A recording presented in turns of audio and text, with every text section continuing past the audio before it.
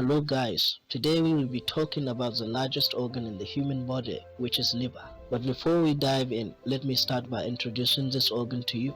With a weight of about 1.5 kilograms, the liver is the biggest organ within the body and also the largest gland.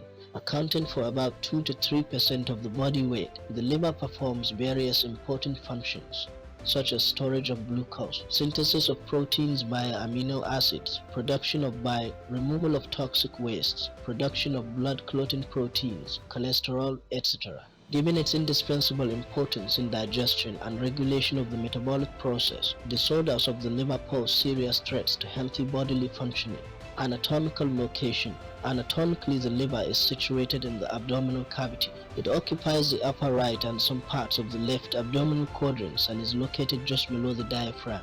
It sits above the kidneys, the stomach and the intestines. Histology. The liver is a reddish-brown organ that comprises 4 parts or lobes. Each lobe further consists of several smaller lobules. The structural and functional unit of the liver is called the hepatic lobule, roughly hexagonal. Each lobule is covered with a thin layer of connective tissue or a sheath, which is known as Glissen's capsule. The peritoneum covers this capsule. Each hepatic lobule is made up of many cells known as hepatocytes, which are parenchymatous. The capsules of Glissen also form the stroma of the liver, made up of connective tissue and contains blood vessels. Capillaries called sinusoids run between the hepatocytes. Parasinusoidal spaces between hepatocytes and the sinusoids are present.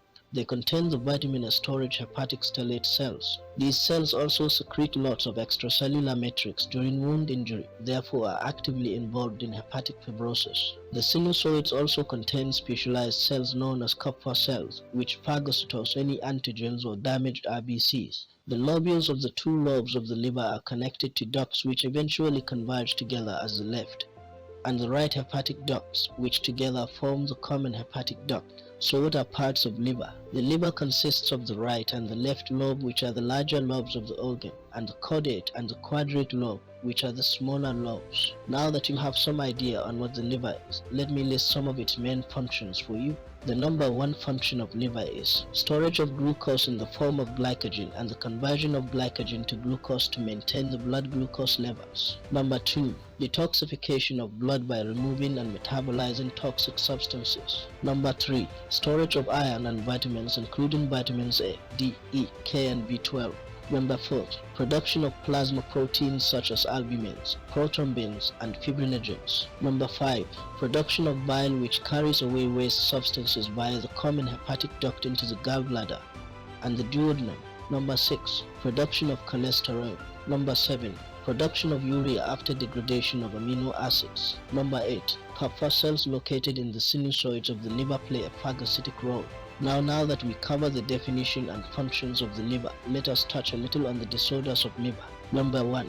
Hepatic fibrosis is also known as liver fibrosis. This condition results from damage inflicted to the liver and subsequent excessive accumulation of collagen and other components of the extracellular matrix. This disease results from excessive alcohol consumption, hepatitis virus infection, and other chronic liver diseases. The accumulation of the ECM results in scarring of the liver and eventually leads to the late stage of liver scarring, known as liver cirrhosis, which results in improper functioning of the liver. Number 2. Hepatitis. Hepatitis is the infection of the liver by a virus, which may be acute or chronic.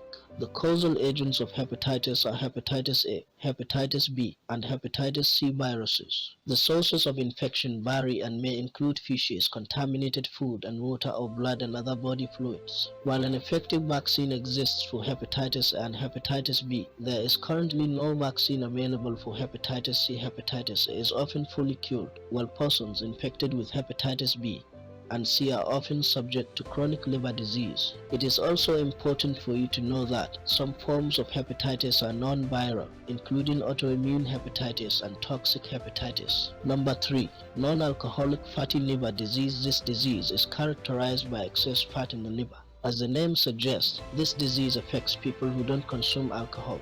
Risk factors include type 2 diabetes, heavy body weight, high cholesterol, etc.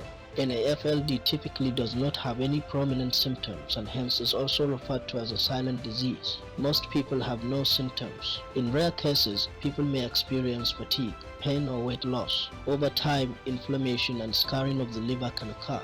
No standard treatment of this disease exists. Instead, doctors will treat the underlying condition, such as obesity. Regeneration of liver. The liver of vertebrates has a remarkable capacity to replace its tissues and is the only visceral organ that can do so. The regenerative process is triggered by either the removal of liver tissue or by some injury imparted to the liver. Regeneration involves various genes and signaling pathways that regenerate the liver tissue through 3 stages. The priming stage involves the activation of certain genes and overall preparation for regeneration. The proliferative phase involves growth factors like the hepatocyte growth factor, epidermal growth factor, and tumor necrosis factor. The termination phase is regulated by the transforming growth factor, which is a strong inhibitor of hepatocyte proliferation.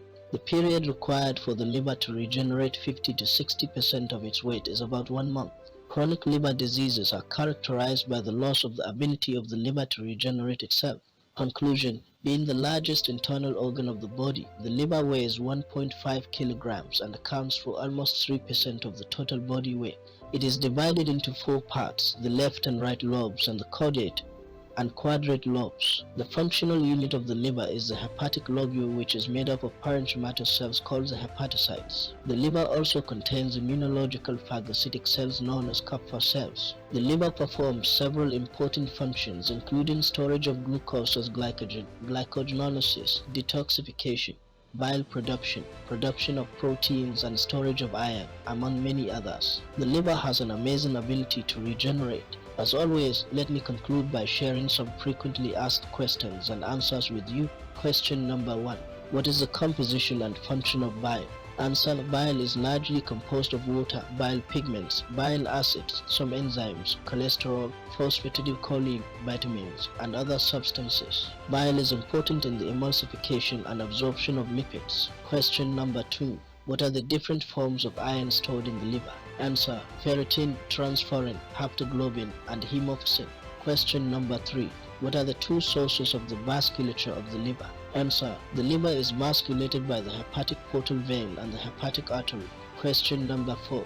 What are the symptoms of hepatitis? Answer: common symptoms include fever, loss of appetite, nausea, fatigue, joint pain, dark-colored urine, and jaundice. Question number 5. When is a liver transplant performed? Answer: a liver transplant is the last option under the condition of chronic liver failure due to last-stage alcohol cirrhosis or hepatitis C infection. This is it for today, guys. I will see you in the next episode.